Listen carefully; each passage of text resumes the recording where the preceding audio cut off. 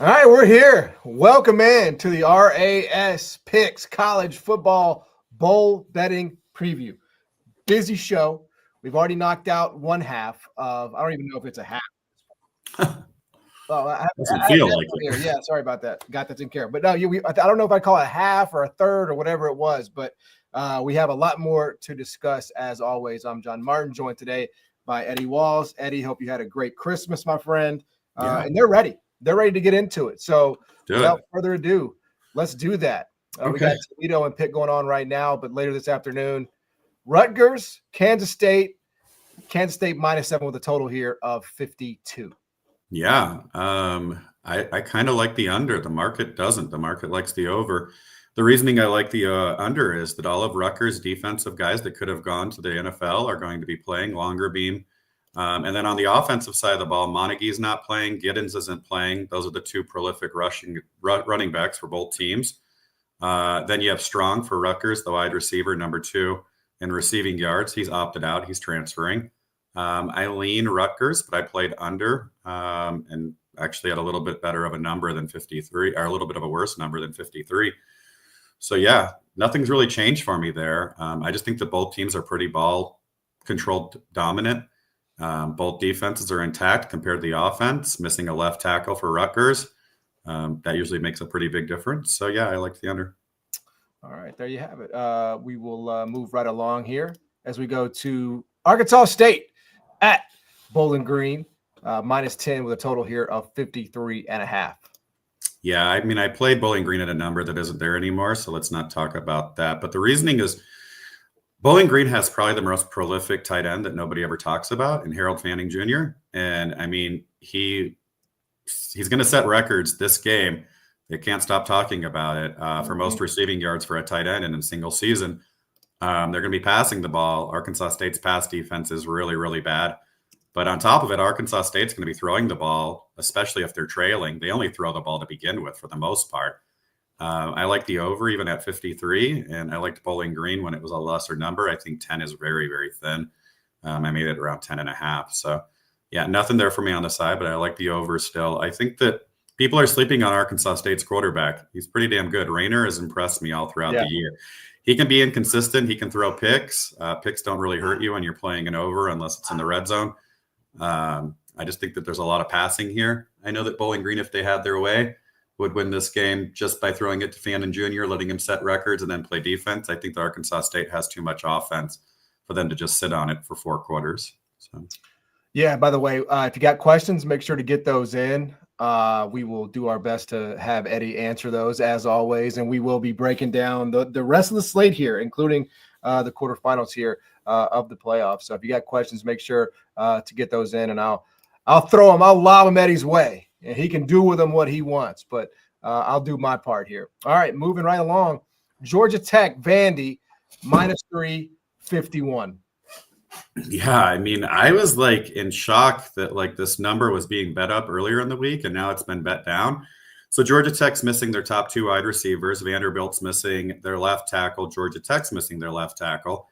All of those are confirmed. Georgia Tech's missing its tight end.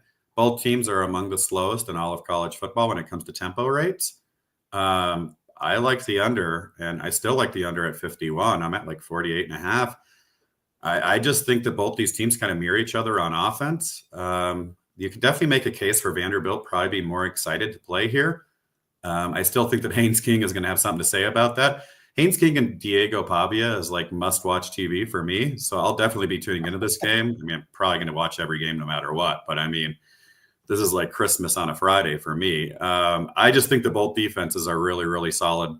And if you're going to take away the best 2 wide receiver options for Georgia Tech, not that they pass the ball a lot, but there's just a lack of explosiveness there. There's always been a lack of explosiveness with Vanderbilt. So, yeah, I like under 51. Oh, you're getting another year. You're getting another year of Diego. I guess it's not Diego's last year, you know. He changed the entire NCAA. I mean, he did. It was like a watershed moment. That's pretty crazy. I mean, you got to give it up for the guy. It's pretty nuts. Yeah, absolutely. All right, so there you have it on Georgia Tech and Vandy. Moving on, Oklahoma, Navy, Oklahoma, -3 total here of 42.5, Eddie. I think this number is right now. I mean, it was crazy when it was 10 and 7.5 and 8.5 and stuff like that. So there's a deal. Oklahoma's only going to have 52 scholarship players. 24 of those players are going to be freshmen. They're going to see the field for the first time in this game. It's basically like a JV version of Oklahoma. Their offensive line, I'm not even sure what the roster is going to look like because they had so many injuries and now they have so many opt-outs and transfers. You know what you're going to get from Navy. I would just be careful of taking Navy at 3 or 2.5 or whatever it's going to end up at. You do have to remember that Navy's nose tackle weighs 265 pounds. And the smallest, even if he is a freshman and has no experience, offensive lineman for Oklahoma weighs 320. It's a big size disparity to give up here. Is Navy the better team currently roster-wise? Probably by a lot. These are still offensive linemen and offensive linemen that are from the SEC, defensive linemen. There's a lot of girth up there. I did consider taking the over, honestly, when it got to 40. It's like 42.5. That is really, really low. But I can't really make a case for it because if Navy gets a lead, they're going to sit on it for sure and play keep away. So it's not something I'm overly interested in. I took Navy at a ridiculous number from 2 weeks ago. There's no need to talk about that. So it's just a pass at current.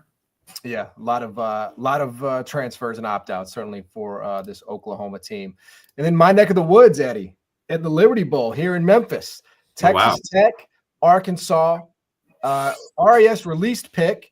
It's still pick with a total here of 52. Yeah, I mean, this is the game nobody wants to play, apparently. I mean, Texas, I was so excited to play Texas Tech, and I still definitely like them at pick. That's absolutely crazy. So let's just go through it really quick. Arkansas is going to be missing their top 3 wide receivers, 4 offensive linemen. They only have 5, maybe 6 scholarship offensive linemen available for this game. Their top 2 running backs. They're going to be missing their linebacker, 2 defensive backs, a safety. I mean, this team is probably they have, what is it? Let's see. Hold on a second. 27 transfers to the portal. On top of 6 opt-outs for the NFL. That's 33 players in total. This team is in worse shape than Marshall was. Texas Tech counters that, though. They're like, if they're going to do that, we'll just let our starting quarterback go have off-season surgery now. So that wasn't the best of news to wake up to that morning. But their backup quarterback did see the field quite a lot this year. He's a high 4-star. I'm sure he's looking forward to this game and probably trying to prove himself for next season. Texas Tech is in much better shape than Arkansas. They're just missing, star wide receiver, star quarterback. But, I mean, I can't understand how anybody's excited about Arkansas with 27 kids in the portal and 33 kids missing total. I mean, Marshall opted out of a game where they were missing 25 players. So I don't know. Doesn't feel like either team is just dying to get here, though, to be quite honest with you, unfortunately. I mean, what's not to love about the Liberty Bowl in Memphis, Tennessee, Eddie? I mean, if you can't make the playoff, I feel like this is the best bowl. This is the one you want to be in? Yeah. All right. Yeah, man. I mean, I think they give out like maybe like dice, like rolling dice as part of the, you guys can have some street activity is what you're telling me? We'll play some craps, you know what I mean, here in Memphis. Okay. But no, I certainly could not disagree here. Obviously, again, that was a RES release. Again, this has kind of been a theme, man, of teams that are hit really hard by opt-outs and coaching changes and portals and things like that. This Syracuse has gotten all the way out to 16.5 with a total of 59, Eddie. Yeah, I mean, this is kind of really crappy, actually. Like, Washington State's kids probably deserved a little better than this. Their coach leaves, and then he trashes the program. The quarterback leaves and falls. The offensive coordinator to Oklahoma. Half their defensive line opts out of this game.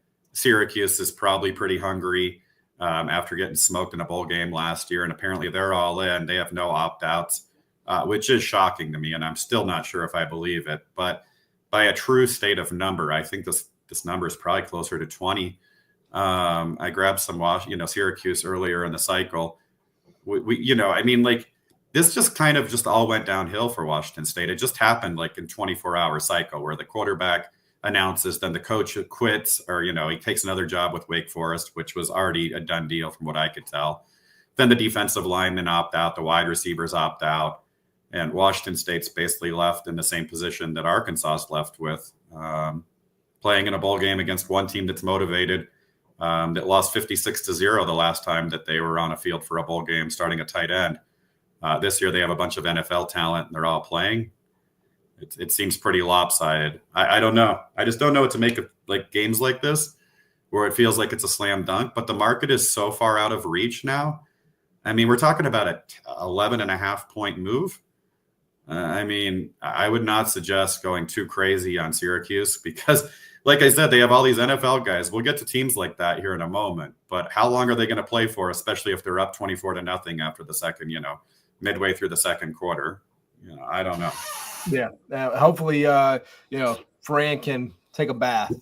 Yeah. Winners get washed.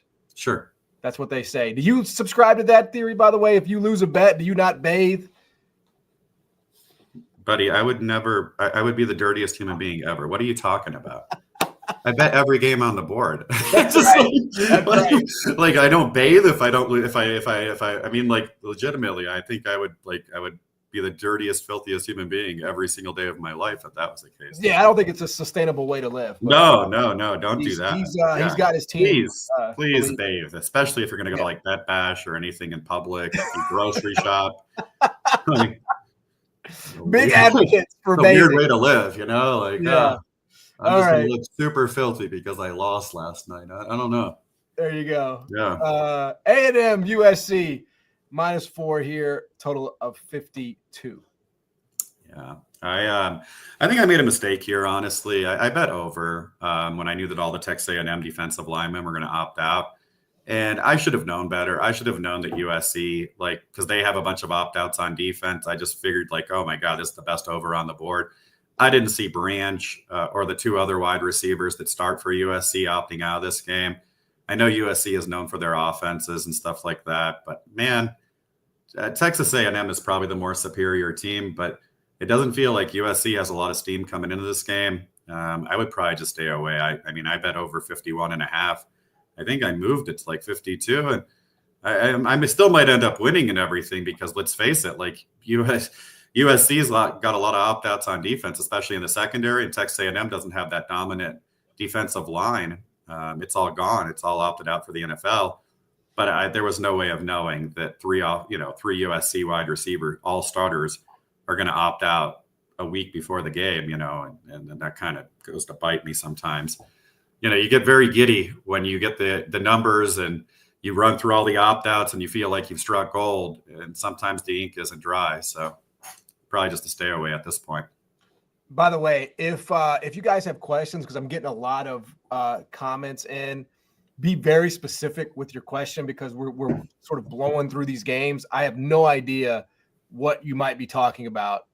I'm seeing, is that number 2? I have no idea what game you're referring to. We've already talked about 6 games. So just be very specific if you have a question, team name, please, and I'll get those in. If you do have a question.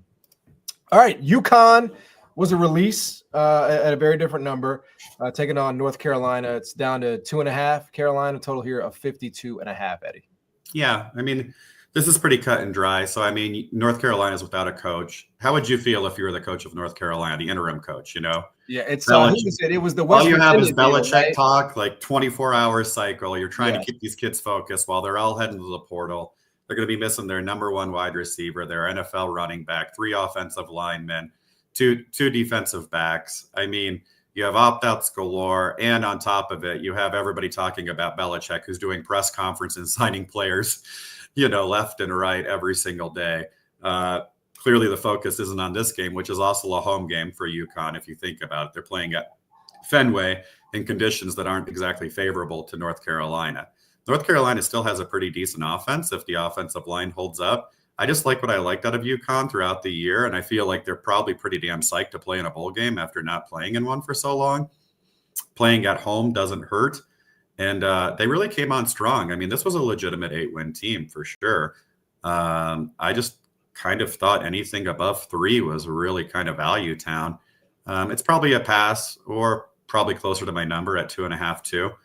But yeah, I don't know. And I do think that people do forget that Yukon was pretty pass heavy once they made this switch to Fagano at the end of the year. So, I mean, he can put up some points on the board.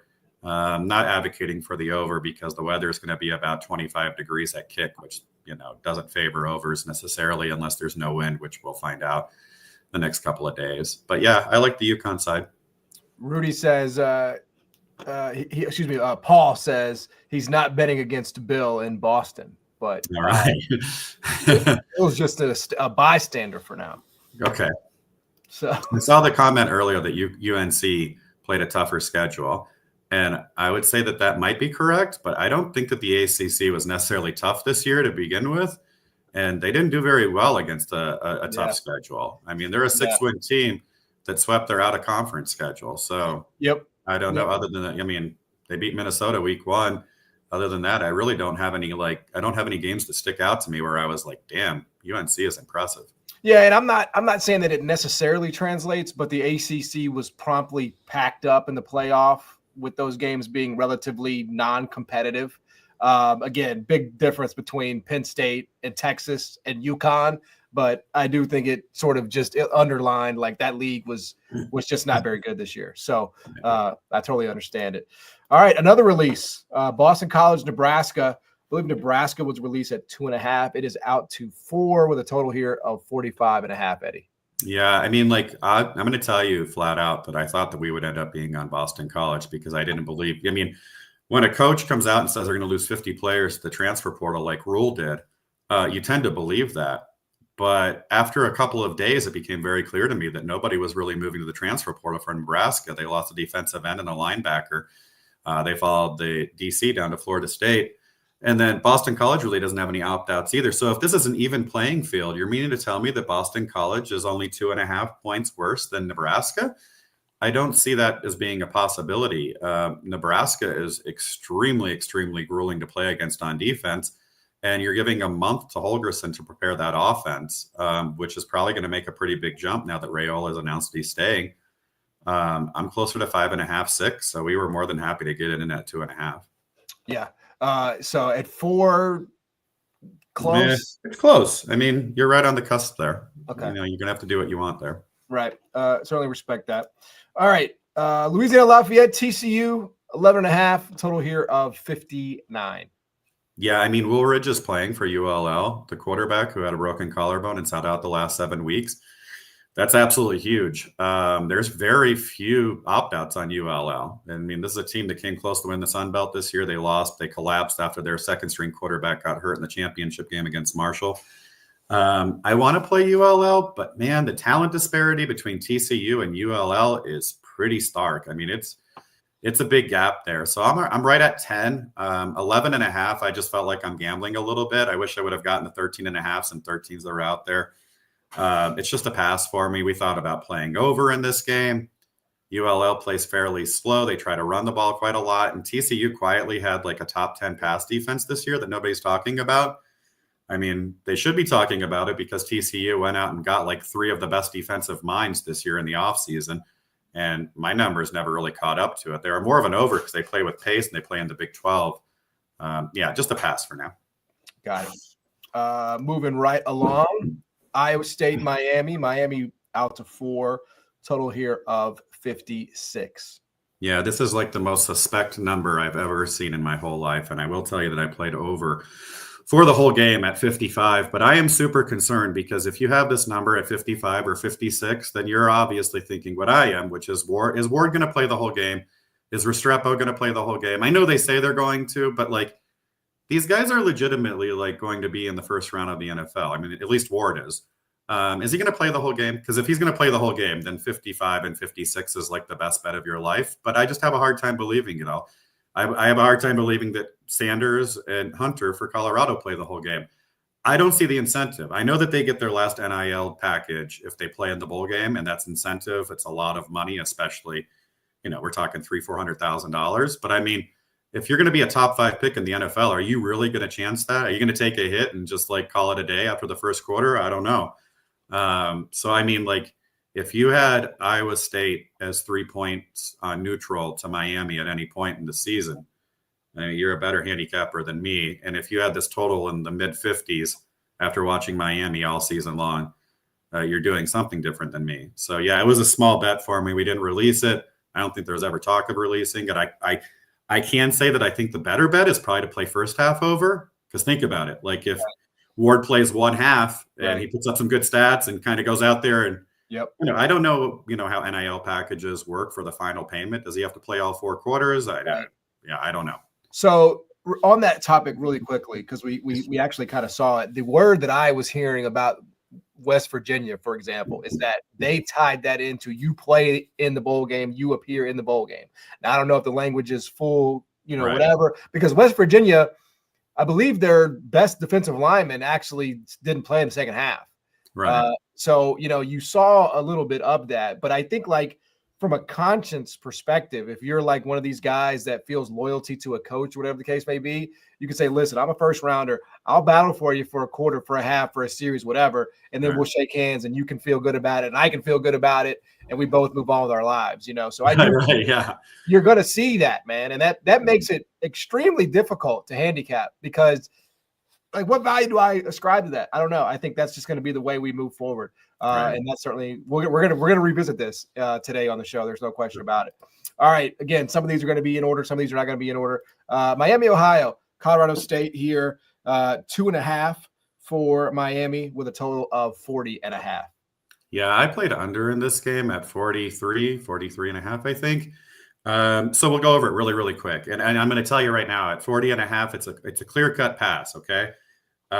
So I was super excited because Miami, Ohio is missing their top 3 wide receivers. That leaves Gabbert throwing to guys that I don't have any record of, and basically he didn't play all season long. Miami, Ohio's offense to begin with is like the most vanilla thing ever. Both these teams are in the bottom 15 in pace in the entire nation. And, Colorado State turned in one of the most dependable unders throughout the entire college football, throughout the entire season until the last week against Utah State. So I was super excited about that. Then Colorado starts to slowly do this. Starting linebacker, gone. Starting defensive tackles, defensive ends, gone. Safety, gone. I don't have anything on the side. I don't have anything at current numbers on the total. 43.5 was like a no-brainer to me. Now, if Colorado State's going to be missing 4 starters on defense, I don't feel that brazen about it. Miami, Ohio is probably the right side. They have the better coach. But I can't really advocate for a Miami, Ohio side when I don't know who Gabbert's going to be throwing the ball to. And Colorado State's probably still pretty good against the run. So just a pass at current numbers. Does it feel anecdotally to you like there have been less opt-outs?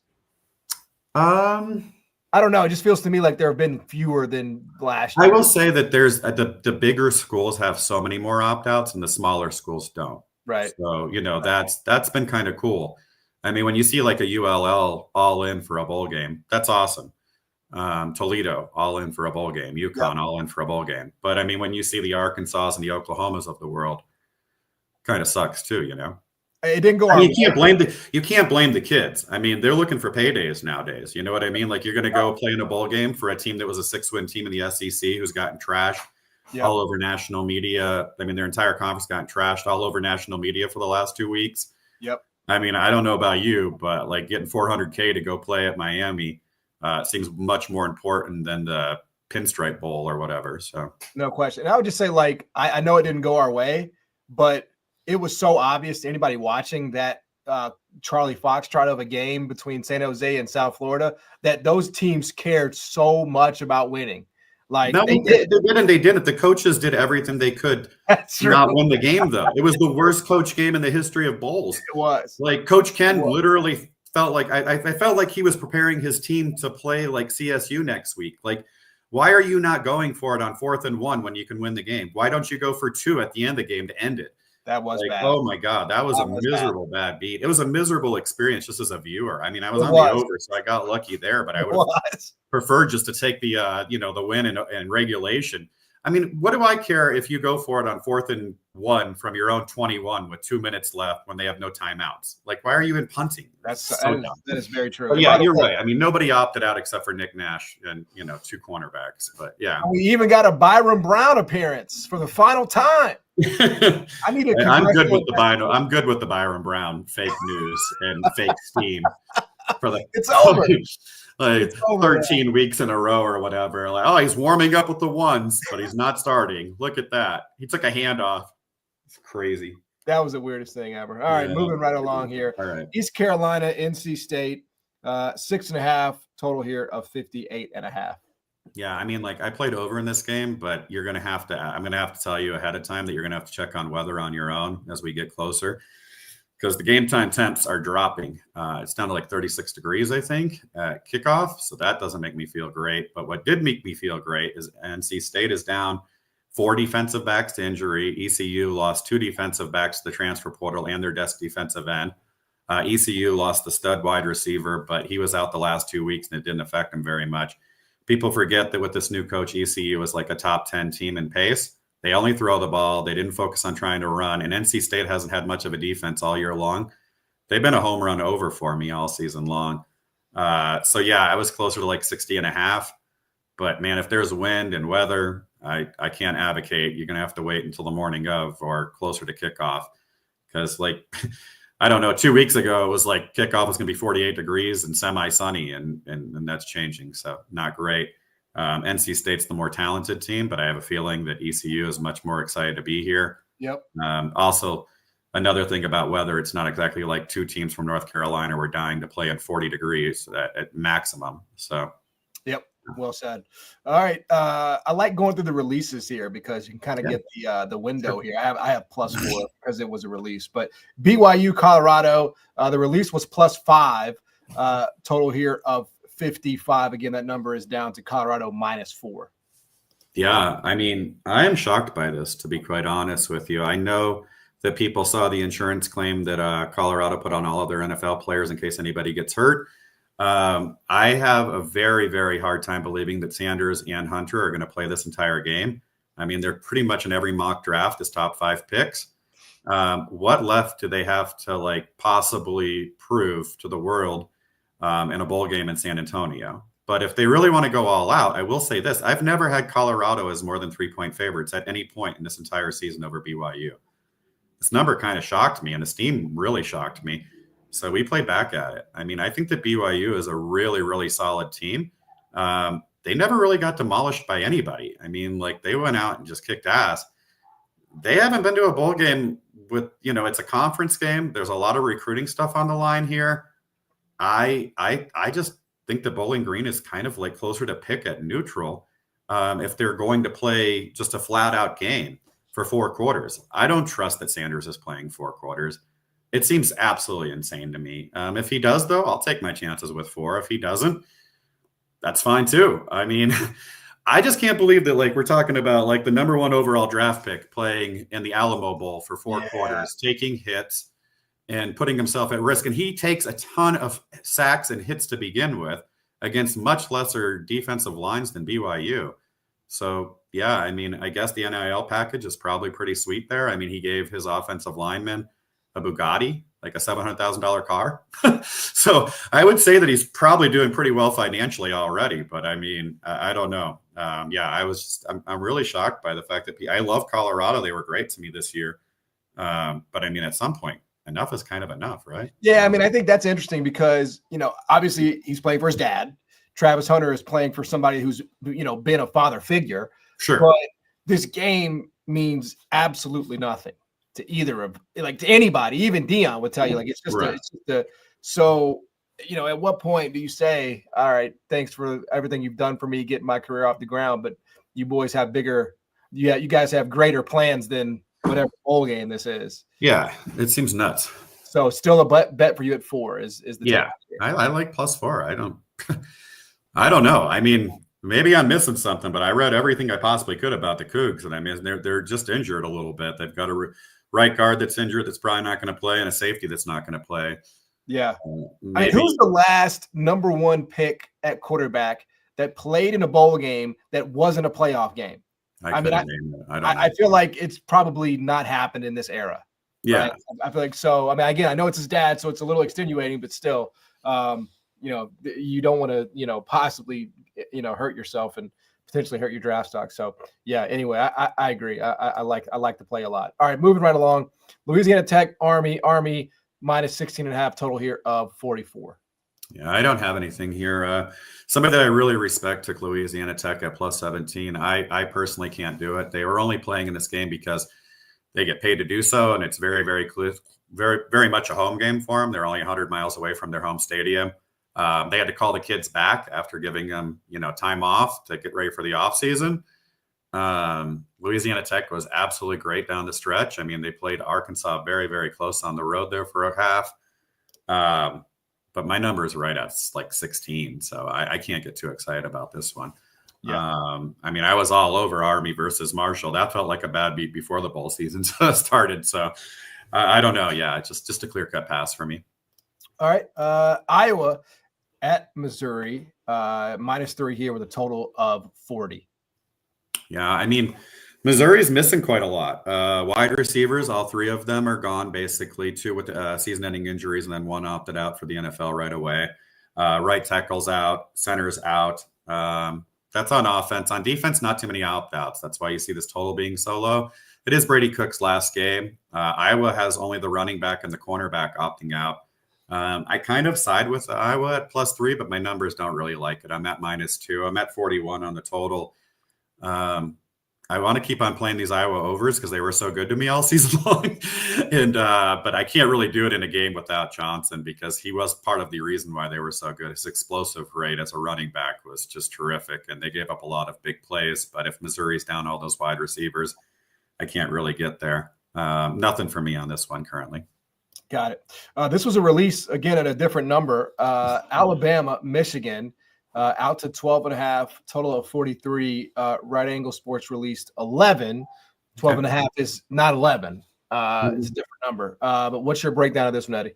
Yeah, okay. So, I mean, Alabama has some opt-outs, obviously. Otherwise, they're all in. They're really, really into this whole entire 10-win streak that they have going as a program. Also, they were not embarrassed, but they lost to Michigan last year. So it's a little bit of a revenge spot.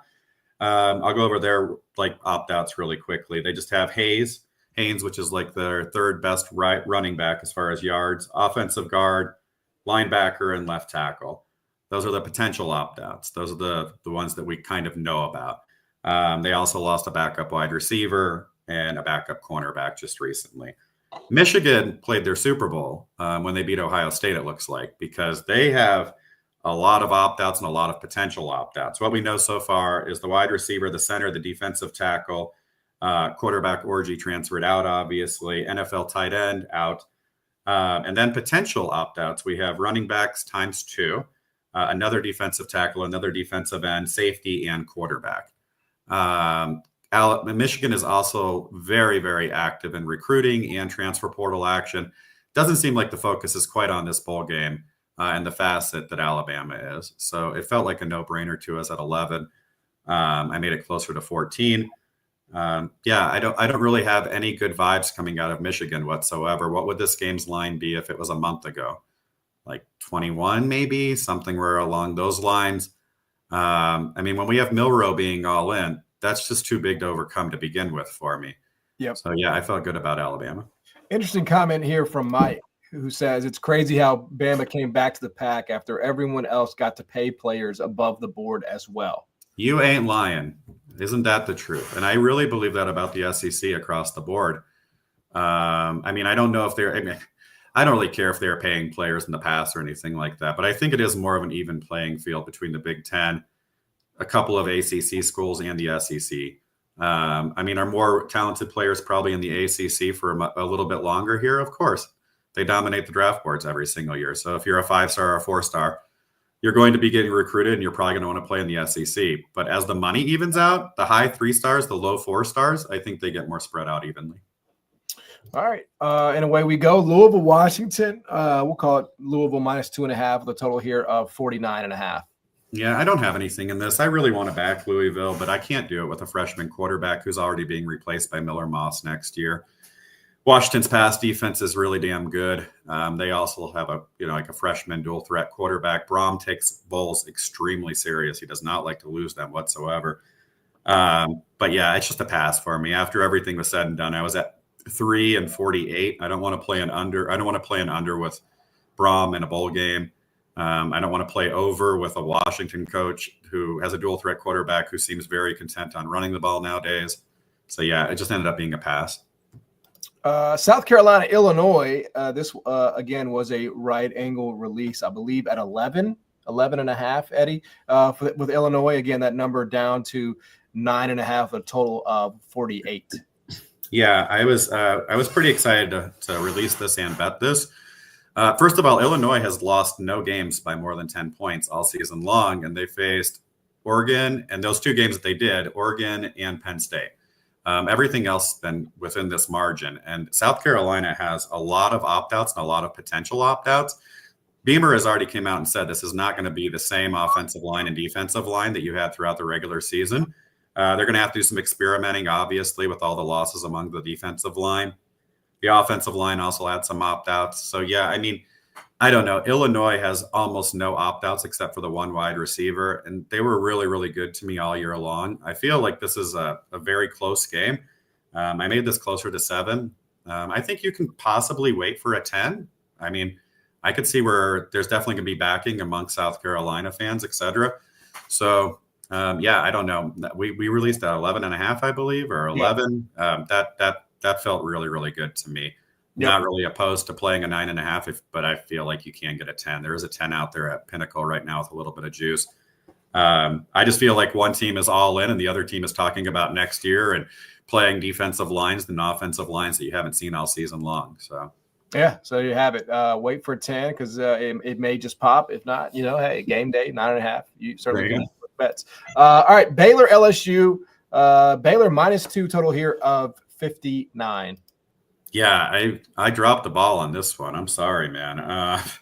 I don't know why, but I just thought that Nussmeier coming back for LSU meant that the team would kind of be all in, and that was not the case. Top 2 wide receivers gone, left tackle gone, left guard out. Oh, both offensive tackles out, tight end out, defensive end out, linebacker potentially out, cornerback potentially out. It's got to be Baylor or pass. I mean, Baylor's all in. They didn't even go to a bowl game last year. Their team was on a hot seat. I mean, after the Colorado loss, they were pretty much flawless the rest of the season. I mean, it feels like one team is talking about next year's recruiting classes and getting involved in the transfer portal much. And the other team is like, we're going to go out there and kick LSU's ass. So, unfortunately, my number at this point is Baylor -3, so I can't get involved. But if I was going to, it could only be Baylor. We talked slightly about, me and Mike and Jeff, I think, talked about playing the over in this game because LSU's pass defense is so bad and Baylor plays so fast. But if LSU is missing their entire offensive line and 2-star wide receivers, they might play awfully slow. I mean, they played slow all year. So, yeah, nothing there. By the way, got a note here in the chat from Derek, who says Illinois just moved on the screen. What are you doing? Moving numbers out here? They're moving numbers, man. I see it every time I mention something. I'm going to fake you guys pretty soon here. No, I'm just kidding. We should use our powers for evil. I've been No. It's all good, man. I mean, if you're going to be betting the Bulls, I'm going to give you what I got, and hopefully it works out for both of us because I have too much invested probably. Yeah. All right, we're going to get to the big boys now, the big kahunas. Now, if you move these, I'll be impressed. All right. No. But if anybody can do it, it's you. Penn State, Boise State, Penn State -11 total here of 52. Yeah, I mean, I flat bet probably 90% of my bets. I literally bet half units on all these playoff games. So just a disclaimer, I don't think you're going to find a huge edge. You're never going to find anything that's 4.5, 5 points off or anything like that. I think that people are sleeping on Boise State's offense. They think it's just Genty. Penn State has such a good run defense. I'm here to tell you that Boise is probably going to be able to move the ball here in certain spots because you're going to be focused so much on Genty. And I know that Penn State has the crazy defensive line, et cetera. I think that giving Boise an extra 11 days to watch film and prepare for this game and not having to play it in a playoff game like Penn State just did probably helps them quite a lot. I also have major suspicion that Boise State's defense is not nearly as good as we think it is because they played against a weak Mountain West conference. I'm on the over. It's still there at 52 at Circa and Westgate, pretty much everywhere. Bet online. It hasn't moved whatsoever. I didn't put a lot of oomph into these bets, as I just mentioned, but I'm closer to 54.5 and 55 here. I just feel like I just got done watching Penn State legitimately give up 550 yards of passing to Oregon 2 weeks ago. I know SMU's quarterback was a total nightmare and he was trying to run and do too much. I don't think that Boise is going to do that. So I just couldn't find any reason to stick away from playing the over in this game. I also feel like Boise's a live dog here. My numbers don't support that. I'm at 10. I just think that people think that like Penn State is really, really great. They never really impressed me all year long. They eked out wins against like very, very similar opponents like Illinois, et cetera.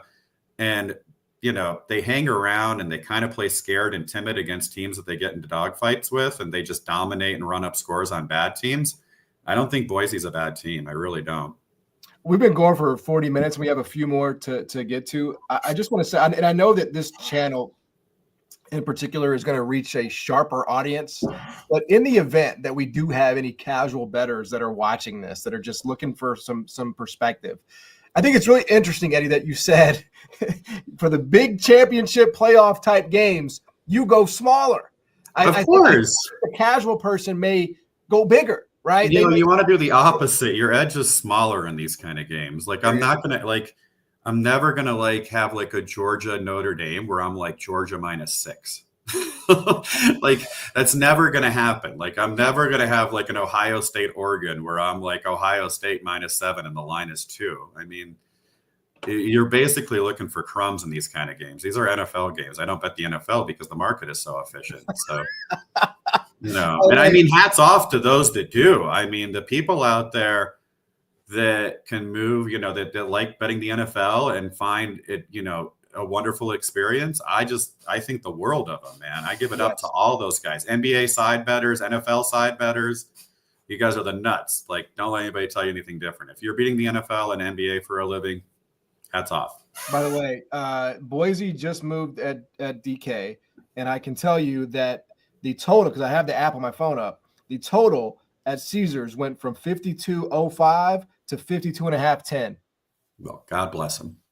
Man, you with great power comes great responsibility, man. I don't know how you do it. How you do it, man. You're amazing.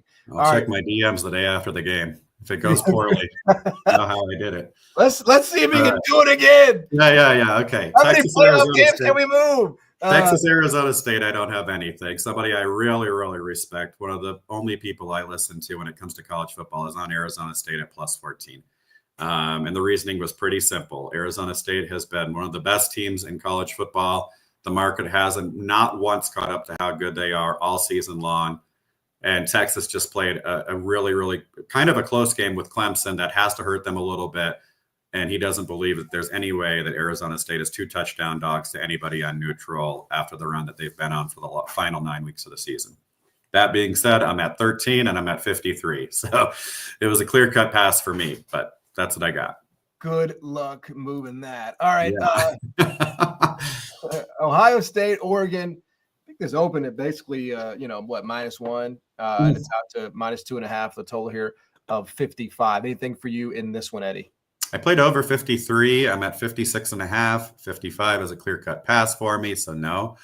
I do think that whoever wins this game will win the national championship. I think that both teams have incredible talent and both are healthy compared to the rest of the field. There's just not a lot of flaws here. I mean, the first game that we had, there was 950 yards of offense with 2 turnovers, 1 in the red zone, 2 miscues at the end of halves. I think that the market really didn't catch up then to Oregon's pass offense and how they kind of go faster against teams of this kind of caliber. They go slower against bad teams. So you see a little bit more pace from them. But yeah, there's nothing at current number in that game that I could possibly get involved with for any kind of serious money. I was kind of timid at 53 and 53.5. Maybe I shouldn't have been, but I mean, this is the game for me. I mean, like, I think whoever wins this game, I don't see a path unless Beck comes back for Georgia, and that's possible, but he looks really, really good in the first playoff game in the round of 4 there. Georgia definitely has the best defense, I think, out of all of these. But man, it's tough. It's tough when you look at like strengths and weaknesses for these teams. Yep. They only show glimpses of it. You know what I mean? Like I'm never like, oh my God, the pass defense for Ohio State sucks. Like, yeah, it sucked in one sample size, which is against Oregon. Exactly. You know what I mean? Like, oh, the pass defense for Oregon is absolutely awful. Well, it sucked one time when they were up by 3 touchdowns against Penn State. Exactly. Like, right. So, yeah. And then finally, Notre Dame, Georgia. We're calling this 1.5, Eddie. It's really close to 2 at a lot of spots. There might be some rogue ones out there. I'm not saying that there aren't, but hey, touchdown Toledo. Sorry. There we go. Hey, we need it. We need it. Yes, we do. But we're gonna call it 1.5 for now, with a total here of 44. Anything for you here?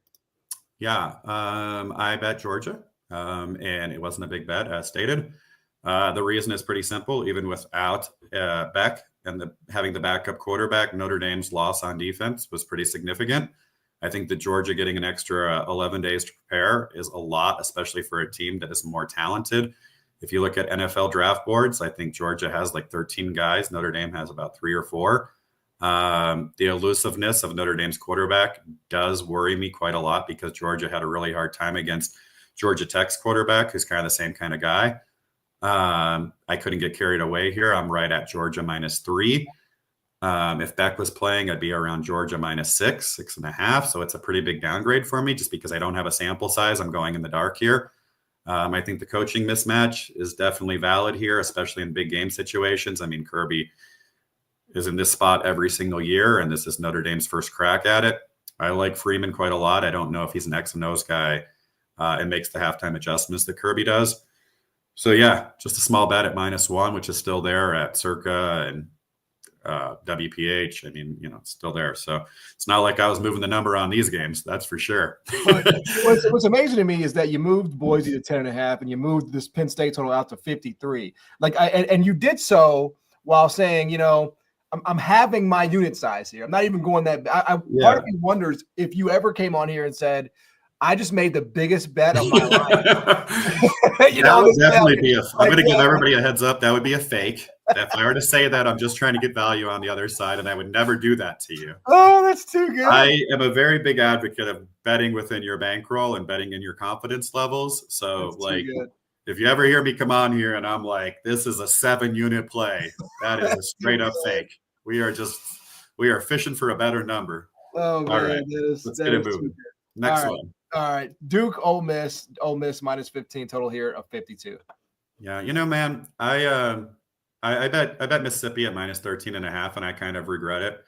And I'm going to tell you why. It's because, as soon as Murphy left, I knew that Balin was going to leave. So that I thought that, Duke's down to quarterback 1 and 3. And the more that Lane Kiffin tweets about every single day about his disgust of not making the playoff when he had absolutely no right to be in the playoff, the more I think about how unfocused this situation might possibly be. And also, how long is Jackson Dart going to play for? We already know that their top 2 wide receivers have opted out with injuries and heading for the NFL. I don't like Duke at all. I've been looking to fade him all season long. It felt like a perfect spot, but there's no way I could possibly recommend laying 15 with this Ole Miss team. I mean, they were kind of crap all year long, especially against teams like this that had a stout defense and not much offense. I don't know, man. I'm going to stick with my bet because I have good CLV, but I couldn't advocate for possibly laying above 2 touchdowns. And that's just being honest. I did think about taking the under 2 because I know that Duke's quarterback situation is gross and it's going to be vanilla. And I hope that I win this bet, to be quite honest, obviously, but I couldn't take the under just because if, for whatever reason, if maybe I'm wrong, Jackson Dart plays the whole game and Lane Kiffin wants to make a point, then that 52 is not looking so great on the old total on the under there, right? Yep. But yeah, it's the same situation with Colorado and a couple in Miami, where you have a lot of NFL players that are supposedly all in. I don't know if I buy it for 4 quarters. So one thing, just a pass for me at current numbers. One thought quickly, I like Ole Miss in the game because Lane is clearly feeling some type of way about not being in the playoff. And I could see a situation where he just wants to win 62-0, and he's willing to do that. So, he's tweeting everything, he's reposting everything about how uncompetitive the games were. So I could see a little motivation there for him. I hope so. I hope you're right. I really do. I want to win every bet I make.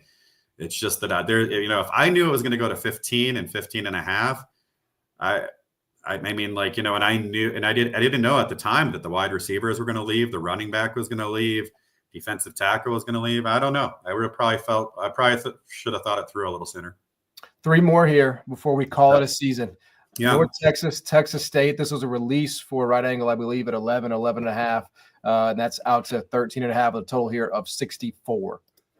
Yeah, I mean, it's pretty crappy because North Texas has been good. I mean, like probably the best team in college football to me this year, if being honest, them and EMU. And the fact that the quarterback left and then the wide receiver left, that meant so much to both of them. I mean, we both made money on them this year, John. And then the tight end leaves, then the offensive tackle leaves. That leaves North Texas with no offense. And they're the 133rd worst defense in the entire country. They needed a 3-point win against Temple to make a bowl game. Now they're going with a freshman walk-on quarterback. If that's all you have against Texas State, and Texas State is basically all in, all they're missing is their star running back, who they had plenty of running backs, and a linebacker. I mean, it's really just kind of a mismatch of talent. North Texas just doesn't offer you anything. I would love to play the over at 63 and a half. I mean, that is a crazy low total. I mean, North Texas's base total is like 82.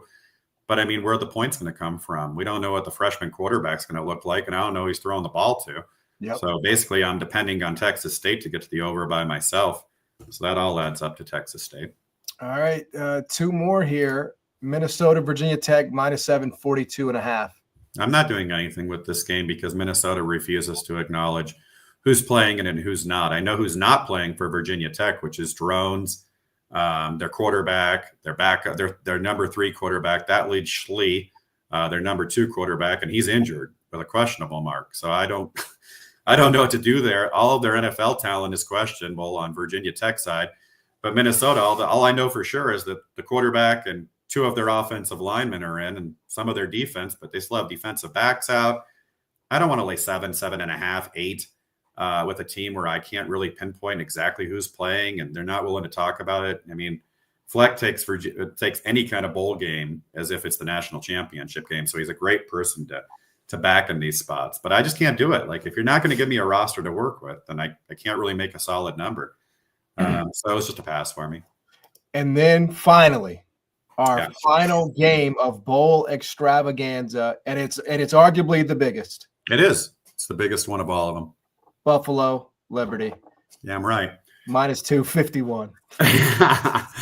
All right. First of all, you better not play the over in this game until you find out the wind, because the Bahamas Bowl is windy. And when I say windy, I'm talking like 35-mile-per-hour winds every single year. And then like 1 out of every 7 of these will have just clear skies and no wind whatsoever. So here we go. Liberty, they did not give a damn all season long. They didn't care in week 1. They barely beat New Mexico State on the road when they were like 24 favorites. That was a RAS release. That was tough. And then now out of nowhere, Salter leaves, the quarterback. That makes sense. He's going to Colorado next year. I understood that. But then all of a sudden the offensive line, like the entire offensive line leaves. Like, where are they going? Then the wide receivers leave, 2 defensive tackles leave, and the coach, who's a genius, Chadwell, comes out and said that's not going to be the end of it. We expect more transfers. I don't know what's going on at Liberty, but Buffalo hasn't been to a bowl game in about 3 or 4 years. They have a fired-up head coach that overachieved like nobody's business this year. He probably should have won rookie coach of the year or whatever. He's unbelievable, Pete Lembo. I mean, I like Buffalo's side. My numbers don't really like it anymore. It's Buffalo -3. It's just, I don't think that my numbers are ever going to find out, exactly how Buffalo ended up winning 8 games and how Liberty ended up blowing the Conference USA. I mean, it'll be a mystery until, I do like a deep dive this off season. But, we have one team that's motivated and another team that feels like they could give 2 craps less and they're getting to go to Bahamas. So that's pretty cool for them, at least. That's all I got. Well, my friend, you've moved some playoff games. Games. Oh, no. It's out to 1 now. So a very successful day, I think, for the show. And, man, it's been a privilege getting to do this with you every week throughout the college football season.